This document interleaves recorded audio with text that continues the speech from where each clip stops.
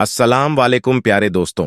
नमाज अल्लाह की शुक्रगुजारी है। कुरान में लिखा है, सब्र करने वालों के साथ अल्लाह है। सब्र का मतलब है कि अगर कोई चीज हाथ से जाए तो न हिम्मत खोना चाहिए और न रोना धोना चाहिए। अल्लाह के फैसले पर राजी रहना चाहिए और इस यकीन को बनाए रखना चाहिए कि जो लिया गया है वही दिया गया था। साथ ही यह भी यकीन रखना चाहिए कि अल्लाह का कोई भी काम बेमकसद नहीं होता। अगर सब्र से काम लिया जाए तो अल्लाह खुश होगा और आखिर में अच्छा बदला भी देगा। इस्लाम में एक हदीस के मुताबिक अल्लाह के बारे में कहा गया है कि कयामत के दिन अल्लाह इंसाफ करेगा और जिन लोगों ने पैगंबर की बताई नेक राह को अपनाया या ईमान लाया उनकी मदद करेगा। दोस्तों, आज की इस वीडियो में हम आपको एक खास वाक्य बताने वाले हैं जिसको सुनकर यकीनन आप लोग भी हैरान और परेशान हो जाओगे। इसलिए वीडियो को पूरा जरूर देखिएगा और अगर आपको अल्लाह की कुदरत पर मुकम्मल भरोसा है तो कमेंट बॉक्स में अल्लाहू अकबर लिखकर इसको शेयर कर दें ताकि और भी लोगों के पास यह वीडियो पहुंच सके। तो चलिए शुरू करते हैं आज की वीडियो। इसी तरह की इस्लामिक घटनाओं और वाक्य से रूबरू होते रहने के लिए आज ही सब्सक्राइब करें हमारे चैनल को और साथ ही बेल आइकॉन को प्रेस करें। कुरान शरीफ के मुताबिक जो मुसलमान पांचों नमाजों का एहतमाम करता है और रुकू, सजदे, वुजू वगैरह को अच्छी तरह से पूरा करता है, उसके लिए जन्नत वाजिब हो जाती है और दोज़ख उस पर हराम हो जाता है। नमाज पढ़ने से कई फायदे हैं। नमाजी व्यक्ति से खुदा राजी और खुश होता है। नमाज एक इबादत है जिसका मकसद अल्लाह को याद करना है। ऐसे में प्यारे दोस्तों, पुलिस जब एक बेकसूर नमाजी के साथ मारपीट करने लगी और जब उसे गिरफ्तार करने लगी तो अल्लाह की कुदरत ने एक बंदर भेजकर ऐसा करिश्मा दिखाया कि उसको देखकर सारे पुलिस वाले भी हक्के बक्के रह गए और सजदे में गिर पड़े। आज जो वाक्य हम आपके यहाँ पर बताने वाले हैं, यह वाक्य पंजाब का बताया जाता है। पंजाब में एक छोटा सा गांव है अकुवाल। उस गांव में एक मुसलमान लड़का रहता था जिसकी उम्र तकरीबन 30 साल के करीब थी। लड़का बहुत ही नेक और परहेजगार था। 5 वक्त का नमाजी था और हर नमाज को उसके सही वक्त पर ही अदा करता था और कोशिश करता था कि वह नमाज मस्जिद में जमात के साथ ही अदा करे। यही वजह थी कि उस लड़के का ज्यादातर वक्त मस्जिद में ही गुजरा करता था। और यही नहीं, जब यह लड़का नमाज से फारिग हो जाता था तो उसके बाद यह कुछ वक्त के लिए मस्जिद के एक कोने में बैठ जाता और कुरान पाक की तिलावत भी करता था। और वह ऐसा हर नमाज के बाद में किया करता, यानी कि हर नमाज के बाद वह थोड़ी देर कुरान पाक जरूर पढ़ता था। उसकी इस आदत के बारे में सभी नमाजियों को अच्छी तरह से मालूम था। उस नौजवान का इस्लाम से इतना ज्यादा लगाव देखकर सारे लोग उस पर न सिर्फ नाज करते बल्कि उसकी बहुत ज्यादा इज्जत भी किया करते थे। यह लड़का हर किसी से बहुत अच्छे से पेश आया करता था और कोशिश करता था कि उसकी वजह से कभी भी किसी का दिल ना दुखे। और यही नहीं, वह हरदम यह भी कोशिश करता रहता कि वह किसी जरूरतमंद की मदद भी कर सके। इसी वजह से गांव के सारे लोग उसके 1 लाख के दीवाने थे। लेकिन दूसरी तरफ उस नौजवान का एक छोटा भाई था जो बहुत ही अय्याश किस्म का था। हर वक्त दुनिया के लालच में रहता था और हर वक्त पैसों के पीछे ही भागता रहता। फिर कुछ दिन गुजरे कि एक दिन अचानक उनके वालिद का इंतकाल हो गया। उस सदमे के बाद में बड़ा भाई अंदर ही अंदर से टूट गया। इसीलिए फिर वह ज्यादा वक्त मस्जिद में ही गुजारने लगा था। वहीं दूसरी तरफ उसका छोटा भाई हर वक्त यह कोशिश करता रहता कि वह किसी न किसी तरीके से अपने बड़े भाई की जमीन हड़प ले और उसकी जमीन को अपने नाम कर ले।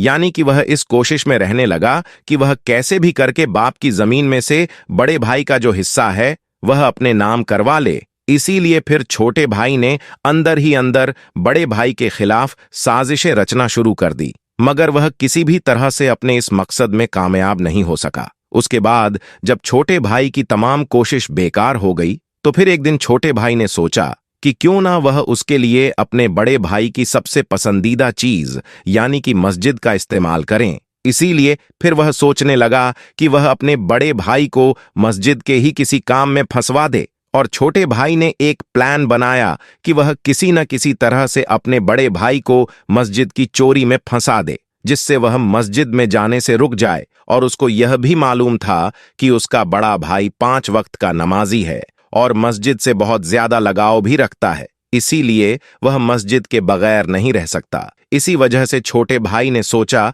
कि अगर वह अपने बड़े भाई को मस्जिद में जाने से रोक देता है तो फिर वह उसके बदले में जमीन का मुतालबा कर सकता है, और यकीनन बड़ा भाई नमाज और मस्जिद को अहमियत देते हुए वह अपनी जमीन दे देगा। फिर छोटे भाई ने एक मंसूबा तैयार किया।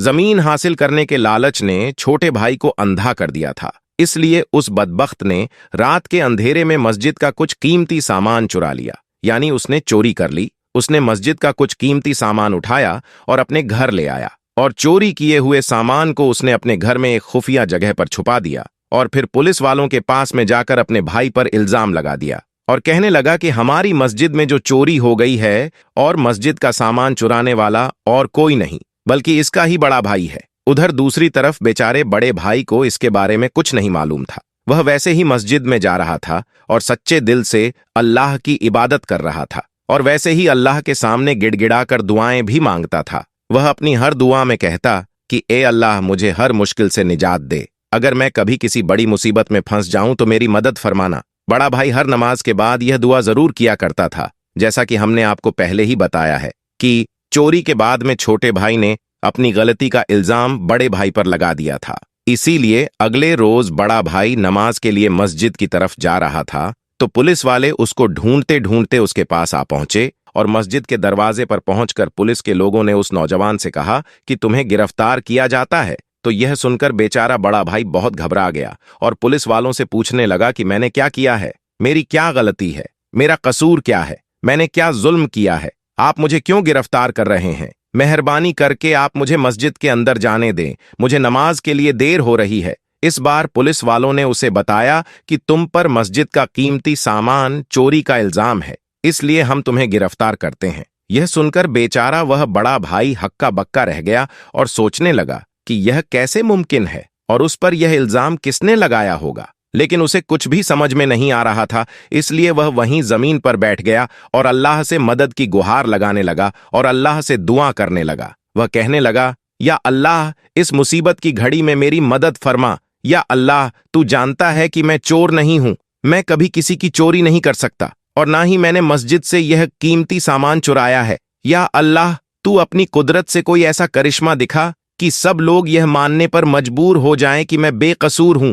पुलिस को मस्जिद के दरवाजे पर देखकर आसपास के बहुत सारे लोग भी जमा हो गए और वह सब पुलिस वालों से कहने लगे, इस लड़के को हम अच्छी तरह से जानते हैं, यह लड़का बेकसूर है, क्योंकि यह लड़का 5 वक्त की नमाज पढ़ने के लिए इस मस्जिद में आता है और इस लड़के के 1 लाख भी बहुत अच्छे हैं। इसलिए हम सब गवाही देते हैं कि यह लड़का बहुत नेक है, ये कभी भी मस्जिद से चोरी नहीं कर सकता। इसीलिए जिसने भी इस बार इल्जाम लगाया है वह सरासर झूठ है। मगर उन लोगों की यह गवाही सुनकर पुलिस के लोग नहीं माने और कहने लगे कि हमको इस लड़के के खिलाफ पुख्ता सबूत मिले हैं, इसीलिए हम इसको गिरफ्तार करेंगे। इतने में इस लड़के का छोटा भाई भी वहां पर आ पहुंचा और फिर वह अपने बड़े भाई को एक तरफ ले जाकर कहने लगा कि यह सब मेरा किया धरा है, मैंने ही तुम पर इल्जाम लगाया है। अगर तुमको तुम्हारी इज्जत प्यारी है तो तुम अपनी जमीन मेरे हवाले कर दो।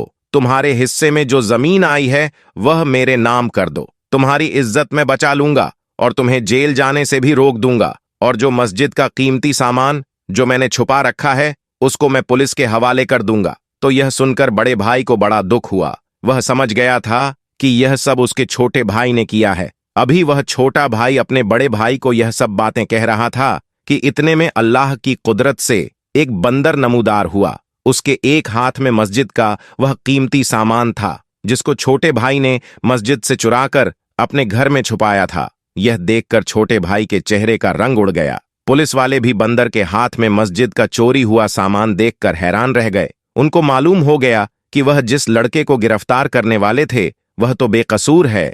फिर उस बंदर ने उन पुलिस वालों को साथ ले जाकर बता दिया कि मैंने छोटे भाई के घर से ही सामान उठाया है। इसलिए फिर पुलिस वालों को मालूम हो गया कि मस्जिद से यह सामान छोटे भाई ने ही चुराया है, और फिर यूं सबको मालूम हो गया कि असल चोर तो इसका छोटा भाई है। पुलिस वालों ने छोटे भाई को गिरफ्तार कर लिया और जब उससे पूछताछ हुई तो फिर यह सारी बातें छोटे भाई ने पुलिस वालों को बता दी। इधर वह बड़ा भाई अल्लाह के सामने सजदे में गिरकर अल्लाह ताला का इस बात के लिए शुक्र अदा करता रहा कि ऐन मौके पर अल्लाह ने एक बंदर भेजकर उसकी किस तरह से मदद की है और इस तरह से पूरे गांव वालों को उसकी बेगुनाही का सबूत मिल जाता है। यह देखकर सबका अल्लाह पर भरोसा और भी ज्यादा मजबूत हो जाता है। आपको आज का यह वाक्य कैसा लगा, हमें कमेंट बॉक्स में जरूर बताइएगा। और इसी तरह का एक और वाक्य आबिद नाम के एक शख्स के साथ पेश आया। उसका एक मेडिकल स्टोर था। आबिद ने अपनी जिंदगी का एक ऐसा वाक्य सुनाया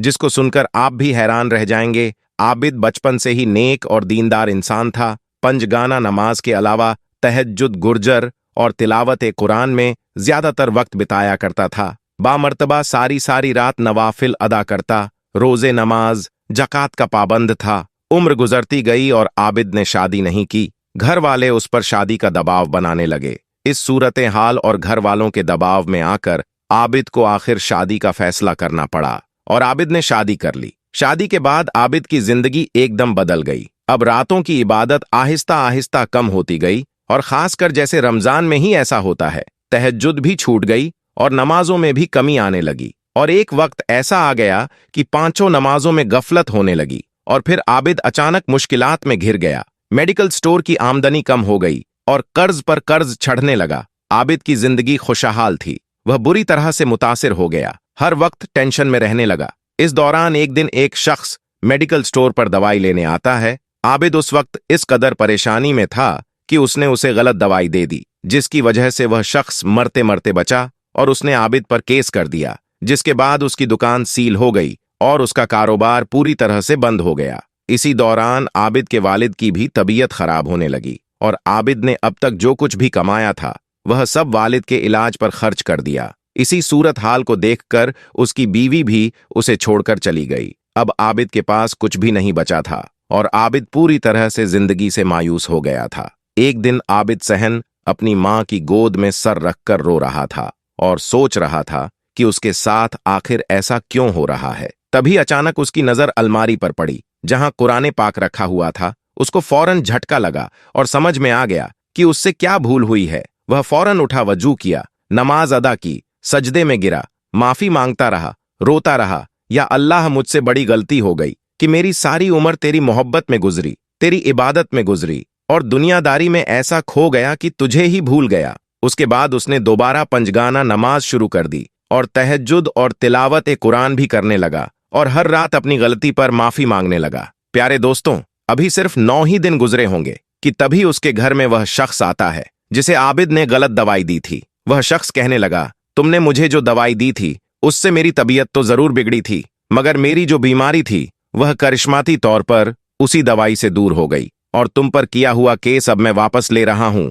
उसके बाद आबिद को उसकी दुकान वापस मिल गई, यानी आबिद ने अपना मेडिकल स्टोर वापस हासिल कर लिया और आमदनी पहले से ज्यादा बढ़ने लगी। उसने अपने वालिद का इलाज भी करवाया और उसकी बीवी भी वापस आ गई। जो कुछ होता है वह अल्लाह की मर्जी से होता है। अगर कुछ नहीं हो रहा है तो वो भी अल्लाह की मर्जी है, और अगर कुछ बुरा हो रहा है तो यह हमारे गुनाहों की वजह से हो रहा है। तो हर इंसान को चाहिए कि वह हर वक्त अपने गुनाहों की माफी मांगता रहे, हर वक्त अस्तगफर करता रहे और नमाज की पाबंदी करता रहे। जो शख्स नमाज नहीं पढ़ता तो ऐसे शख्स की जिंदगी में बहुत मसले, बहुत परेशानियां आ जाती हैं, और जो नमाजी होता है और नमाजी होने के साथ साथ उसका दिल नरम हो जाता है, वह तकवर से पाक होता है, वह हसद और जलन से पाक होता है, वह किसी के बारे में कुछ गलत ख्याल नहीं रखता, वह सिर्फ अल्लाह की जात पर भरोसा रखता है। आखिर में अल्लाह रब्बुल इज्जत से दुआ है कि अल्लाह ताला हमें नेक आमाल करने और बुराई से बचने की तौफीक अता फरमाए। आमीन या रब्बल अल आमीन। आज की इस वीडियो में बस इतना ही। ऐसी ही वीडियो हासिल करने के लिए चैनल को सब्सक्राइब कर दें और साथ में मौजूद घंटी के आइकॉन को क्लिक कर दें। शुक्रिया।